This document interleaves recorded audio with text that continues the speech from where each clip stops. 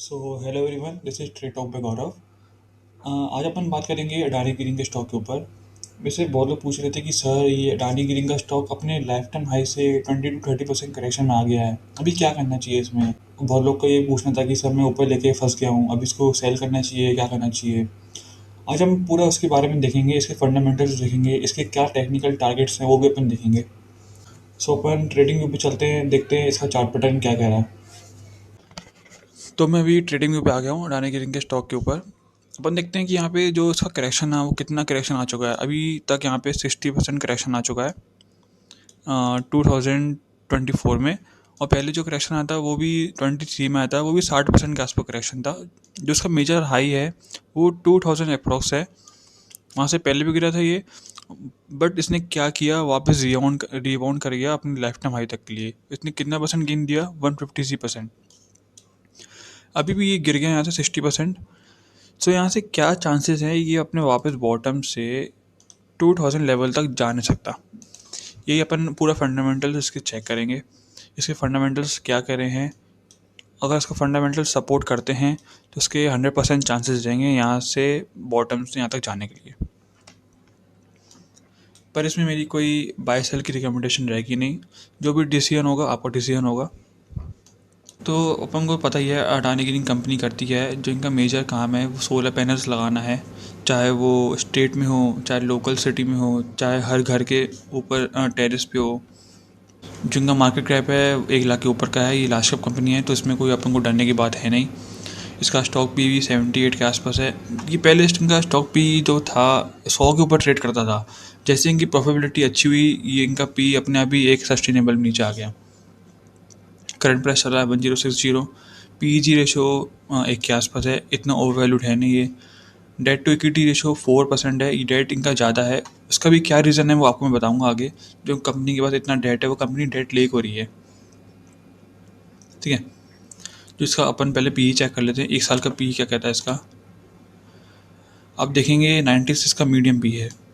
अभी ये कितने पे ट्रेड कर रहा है, 78 के आसपास। ये मतलब बहुत अंडर वैल्यूड कंपनी है अभी भी। 3 साल के हिसाब से देखें 142 का पी मिलता है, अभी कितने पे ट्रेड कर रहा है, 78 के आसपास। इससे आपको पता चल जाएगा कि कंपनी अभी कितनी सस्ती मिल रही है। पर बहुत लोग क्या होता है कि 60% करेक्शन आ गया ऐसा, तो हम डर के मारे निकल गए। जिन्होंने टॉप पे लेके रखा था उन्होंने बॉटम पे सेल कर दिया। यही मेन गलती होती है, बस स्टॉक में रैली क्या आ गई, हम बीच में कहीं भी ले लेते हैं, अच्छा गेन मिल जाएगा, फिर सेल कर देंगे। फिर क्या होता है, बीच में ले लेते हैं, स्टॉक गिरता है 50-60%, वहाँ पे एक कॉन्फिडेंस लेवल जीरो हो जाता है, फिर अपन वहाँ पे लॉस में एग्जिट कर देते हैं। वही अपन आज चेक करेंगे। जिसके क्वार्टरली रिजल्ट्स हैं, इनकी सेल्स 2022 में 1584 के आसपास थी, अब जाके 3000 करोड़ के आसपास हो गई है। सीधा डबल सेल्स हो गई, इनकी सेल्स है ऑलमोस्ट 2x हो गई है। अब 100% ही मान लो डबल हो गई है। इनके एक्सपेंसेस अगर आप देखेंगे, जो इनके एक्सपेंसेस हैं वो कम कम होते जा रहे हैं। पहले 700 करोड़ के आसपास थे, अब जाके देखो कितने हैं, अब जाके हैं 405 करोड़। ये बहुत अच्छी बात है। जो इनका ऑपरेटिंग मार्जिन है डेट अ ह्यूज 87%। अभी तक मैंने बहुत कंपनियों के ऐसे ऑपरेटिंग मार्जिन कम देखे हैं जो एक मेंटेन करके आ रहे हैं 80% के ऊपर। 96, 77, 85, 87, जो इनके ऑपरेटिंग मार्जिन इतने ज़्यादा हैं, इसका क्या रीज़न है वो भी मैं आपको बताता हूँ। जो इनके नेट प्रॉफिट्स हैं वो भी हाईएस्ट एवर हैं, 824, 644। थोड़े यहाँ पे कम हो गए थे क्वार्टरली में। मेन क्वार्टरली यहाँ पे अपन चेक नहीं करते हैं, जो मेन इनका फोकस होता है कंपनियों का वो ईयरली प्रॉफिट के ऊपर ही होता है।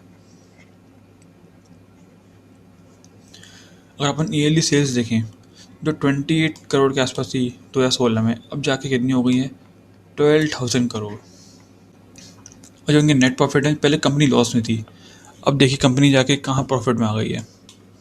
जो इनके 2023 में प्रॉफिट्स थे 973 करोड़ के आसपास से, अब जाके जो कि प्रॉफिट्स हैं 2325 हो गए हैं, सी ऑलमोस्ट 3x। अपन इसकी अब बैलेंस शीट पा जाते हैं। कंपनी के पास खुद के पास कैश कितना है, 17,000 करोड़ के आसपास कैश है, बहुत अच्छी बात है। बोरोइंग्स इनके पास ज़्यादा है। बोरोइंग्स का जो एक मेन रीज़न है वो आपको बताता हूँ, ऐसा क्या रीज़न है। जो भी कंपनी को ऑर्डर्स मिलते हैं एक्सपेंशन करने के लिए, सोलर पैनल लगाने के लिए, चाहे वो तमिल साइड हो, गुजरात साइड हो, इसके लिए बहुत ह्यूज इन्वेस्टमेंट चाहिए होती है। तो ऐसा एक्सपेंशन करने के लिए कंपनी अपने जेब से कभी पैसे लगाती नहीं है। उसके लिए उनको जो भी वहाँ की स्टेट गवर्नमेंट है, लोकल गवर्नमेंट है, उनसे उनको मदद चाहिए होती है। अभी रिसेंटली इन्होंने 2.4 गीगावाट का यहाँ पे कैपेसिटी लगाने का प्लान किया है।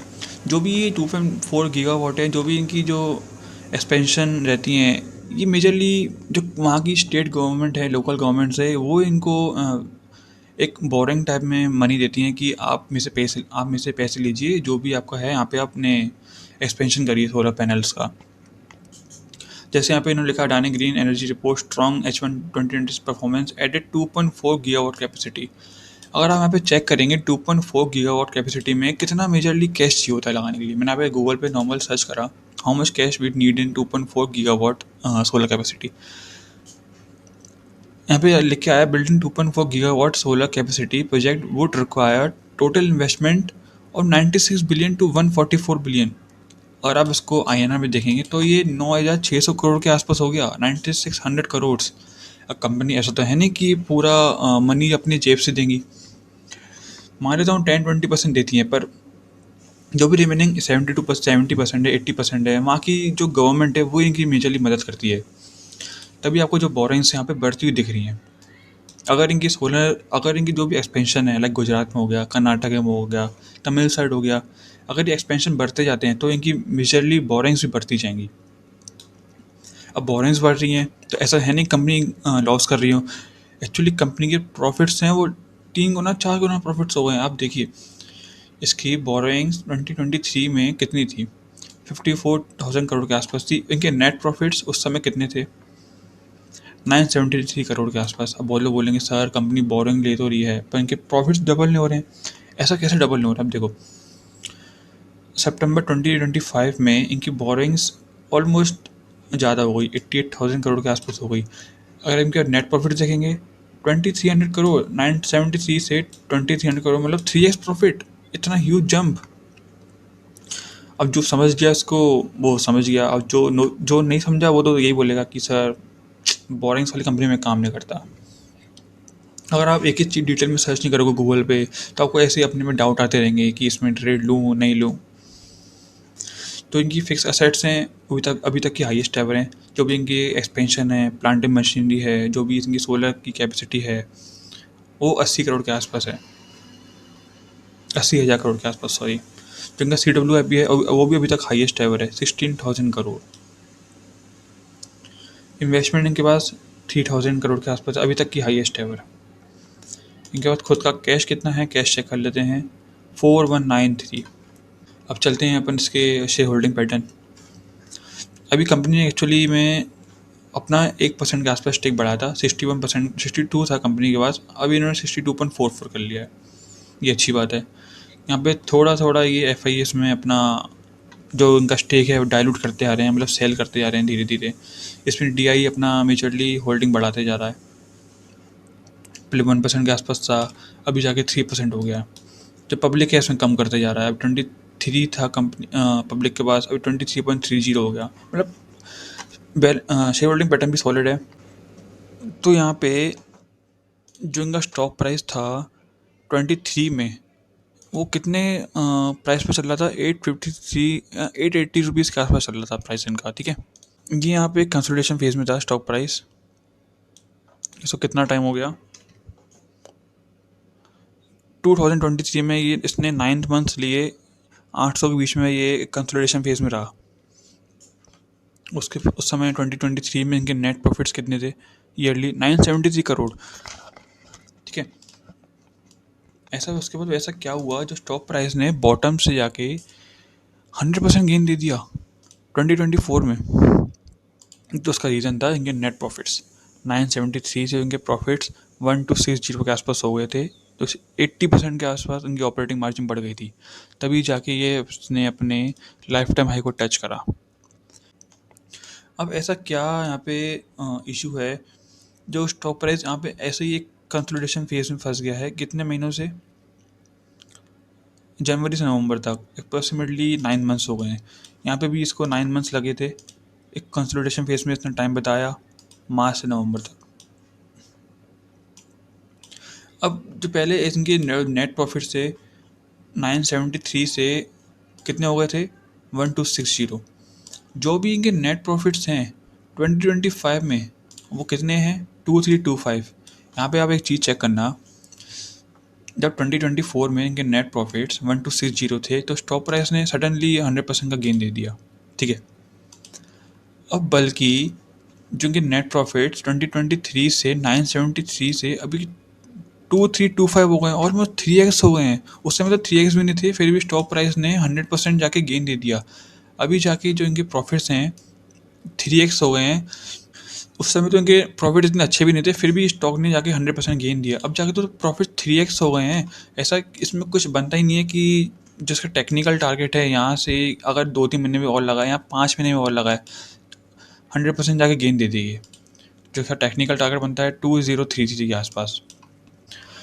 अब जाके इसने एक कंसोलिडेशन फेज में टाइम बताया अपना। यहाँ पे जो है ऑपरेटर्स बिग बॉयज अपनी अच्छी अच्छी क्वांटिटीज़ यहाँ पे बाय करते जा रहे हैं और जो रिटेलर्स है यहाँ से वो निकलता जा रहा है। पहले भी यहाँ पे ऐसा हुआ था, जो रिटेलर्स थे यहाँ से निकल गए धीरे धीरे, जो ऑपरेटर्स आया, ऑपरेटर्स में अपना अच्छा क्वांटिटी बाय करी, उसको ऊपर ले गए। अब जाके वही सेम सिचुएशन यहाँ पे हो रही है। तो ऑपरेटर्स हैं अपना धीरे धीरे माल भरते जा रहे हैं, भरते जा रहे हैं। उसका एक मेन रीज़न है जो कि नेट प्रॉफिट्स हैं, ऑपरेटिंग मार्जिन है, जो इनकी फ्यूचर गाइडलाइन से बहुत अच्छी होती आ रही है। क्योंकि 90% आपको गेन मिल भी जाए 5-6 महीने में, क्योंकि ऑलरेडी इसमें 9 मंथ्स का टाइम बीत चुका है कंसोलिडेशन फेज के अंदर। मेरे ख्याल से अब इसको अपने टेक्निकल टारगेट के बाद धीरे धीरे ऊपर जाना चाहिए, चाहे वो वन रैली में जाए जैसे यहाँ पे गया था अपर सर्किट लगाते लगाते, चाहे वो धीरे धीरे यहाँ तक ऊपर जाए। तो बस मेरा मेन रीज़न यही था कि आपको बताऊँ कि अडानी ग्रीन के ऊपर कि अडानी ग्रीन 100% गेन देने के लिए रेडी है कि नहीं है, इसके फंडामेंटल्स ऐसे क्या कह रहे हैं। आज मेरा ये मेन पर्पस था कि अडानी ग्रीन के ऊपर वीडियो बनाई जाए। बहुत लोग पूछ भी रहे थे कि सर स्टॉक में क्या किया जाए। अब मुझे लगता है जो भी मेरी वीडियो देखेगा उसकी प्रॉब्लम है वो अपने आप सॉल्व हो जाएंगी। और आप खुद से अपने स्टॉक के ऊपर डिटेल स्टडी करोगे तो आपको पता चलेगा कि स्टॉक कहाँ पे बाय करना है, कहाँ पे सेल करना है। और मैं बोलता हूँ किसी की टिप से कभी भी काम मत करिए। किसी ने बोल दिया यहाँ बाय कर लो, किसी ने बोल दिया सेल कर दो, इससे आपको प्रॉब्लम होगी। तो खुद से समझदार बनिए, खुद से स्टॉक ढूंढना चालू करिए कि कौन से अच्छे स्टॉक्स हैं, कहाँ पे कौन से अच्छे लेवल्स मिल रहे हैं। अपन अब मिलते हैं अपनी अगली नेक्स्ट वीडियो में, जो भी मेरे अच्छे स्टॉक्स होंगे उसके ऊपर मैं वीडियो लेके आऊँगा। तो आज के लिए इतना ही। Thank you.